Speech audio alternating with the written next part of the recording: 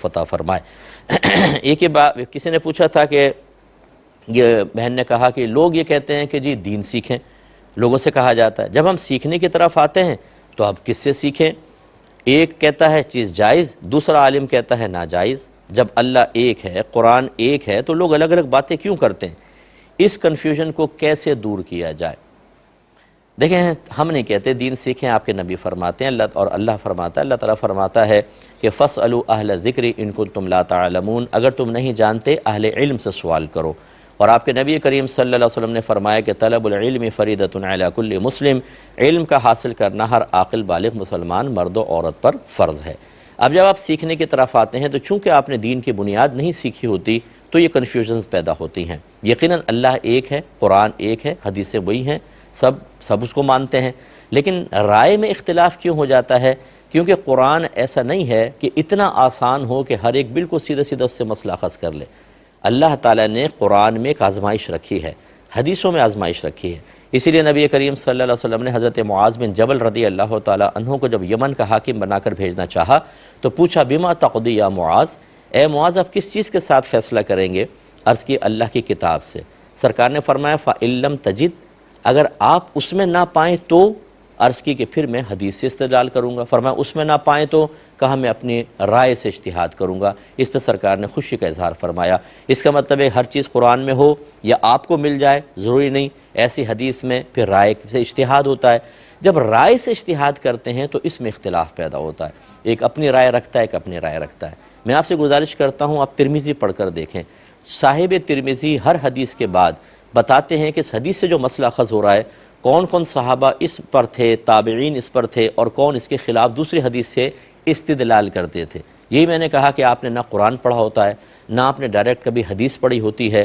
پھر جب علماء کی رائے میں آپ اختلاف دیکھتے ہیں، جس کو علماء نے واضح لکھا ہے کہ علماء کا آپس میں علمی اختلاف امت کے لیے رحمت ہے، کہیں مسئلہ سخت ہو جاتا ہے، کہیں آسان، اختلاف سے آپ کے لیے آسانیاں پیدا ہوتی ہیں، تو چونکہ آپ نے پڑھا نہیں، آپ دیکھیں کہ کتنا صحابہ کے مابین فقہی اختلاف رہا ہے، کوئی رائے رکھتا تھا، کوئی رائے رکھتا تھا، بعض اوقات ایک دوسرے کی رائے سامنے آتی، دلائل آتے تو قائل ہو جاتے، رجوع کر لیا کرتے تھے، بعض اوقات اپنے اپنے دلائل کی قوت کے مطابق وہ اس پہ قائم رہا کرتے تھے۔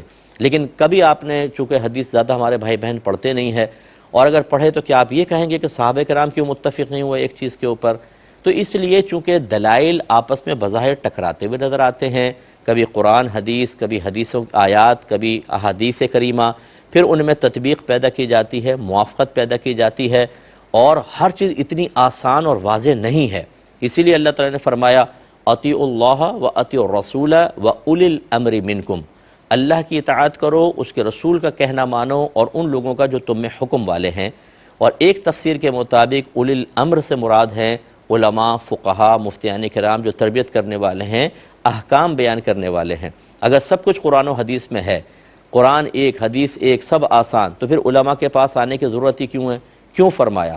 یہ جو ہے فَاسْأَلُوا أَهْلَ الذِّكْرِ إِن كُنتُمْ لَا تَعْلَمُونَ آیت پڑھی میں نے کہ اگر تم نہیں جانتے تو اہل علم سے کویسچن کرو۔ یہ کیوں اللہ نے فرمایا؟ اگر نہیں جانتے تو قرآن کھول لو، حدیث کھول لو، یا آج کے کوئی کہے کہ یار یوٹیوب پہ، یہ اس پہ سوشل میڈیا پر یا گوگل پہ جا کے آپ سرچ کر لیں۔ نو، اللہ نے فرمایا اہل علم سے کویسچن کریں، اور اہل علم جب اپنی رائے دیتے ہیں تو ہر مسئلہ قرآن و حدیث سے اتنا واضح نہیں ہوتا کہ اس کو بالکل بیانی بیان کر دیا جائے، بہت ساری اس میں اونچ نیچ ہوتی ہیں، اس وجہ سے رائے کا اختلاف ہو جاتا ہے۔ اب خلاصہ کلام کیا ہوا؟ میں نے بارہا یہ گزارش کی، آپ پہلے اچھی طرح دیکھیں، جو عالم دین آپ کو ایسا لگے کہ ان کی باتوں میں وزن ہے، مدلل گفتگو کرتے ہیں، مسائل پر اچھی نگاہ ہے، اور پھر یہ کہ عقائد کے باب میں بھی آپ کو دیکھنا ہوگا کہ ان کے عقیدے میں کوئی جمہور جو مسلمان ہیں ان سے کوئی ٹکراؤ نہیں ہے، آپ ان کو فالو کریں، انشاءاللہ کوئی کنفیوژن نہیں رہے گی۔ کنفیوژن اس وقت ہوتی ہے جب ہم اپنی مرضی کے مسائل معلوم کرنے کے لیے ایک سے معلوم کرتے ہیں، وہ موافق نہیں ہوتا، ہم کہتے ہیں مزہ نہیں آیا، دوسرے سے پوچھتے ہیں شاید یہ میری مرضی کے مطابق بتا دے، پھر جب وہ مرضی کے مطابق بتاتا ہے تو لیکن اندر ایک مومن موجود ہوتا ہے، آپ کہتے ہیں یہ مان تو لوں لیکن وہ تو منع کر رہا تھا، اب اس کی مانوں، یہ ہوتا ہے۔ آپ ایک کو اپنا مرجع بنائیں، اپنا مقتدا بنائیں، ان سے آپ معلوم کریں، پھر وہ جو مسئلہ بیان کریں ہونے سے صحیح جو میں نے شرائط بیان کی، انشاءاللہ بالکل کنفیوژن ختم ہو جائے گی، ذہن میں رکھیے گا۔ اب چونکہ ہمارے پروگرام کا وقت تقریباً ختم ہو چکا ہے، کل انشاءاللہ زندگی رہی، اللہ کو منظور ہوا اسی وقت میں دوبارہ آپ سے 8 سے 9